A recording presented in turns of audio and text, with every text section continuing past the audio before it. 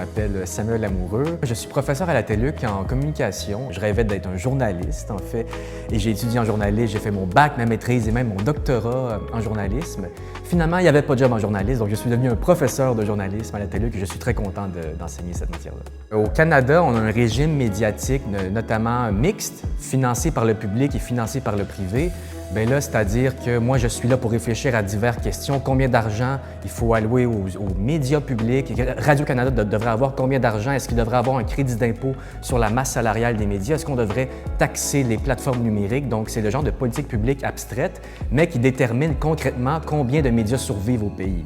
C'est ça qui se passe. Je viens d'avoir une subvention du FRQSC pour étudier vraiment quel est l'argent que Facebook fait avec les contenus des médias sur leurs plateformes, combien ils font de revenus publicitaires et combien est-ce que les médias devraient réclamer d'argent en retour, en fait.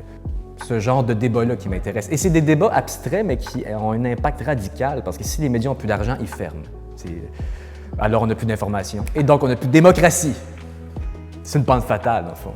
Quel est l'impact de mes recherches? En fait, il faut y aller à plusieurs niveaux. C'est-à-dire que nous, les professeurs, on n'a pas d'impact à court terme, c'est-à-dire qu'on ne va pas changer une situation en faisant des interventions rapides comme certains politiciens peuvent faire, comme certains médias peuvent faire. Nous, on s'inscrit dans le temps long, en fait. Notre objectif, c'est au cours des années, tenter de creuser des questions, influencer des politiques publiques, répondre à certains enjeux, surtout répondre à des questions qui n'ont pas encore de réponse, en fait. Donc, et je pense que c'est ça notre contribution la plus principale, mais elle s'inscrit dans le temps long. Donc, cherchez-nous pas, cherche-moi pas demain si j'ai un impact. Là. Non, peut-être dans 10 ans, par exemple.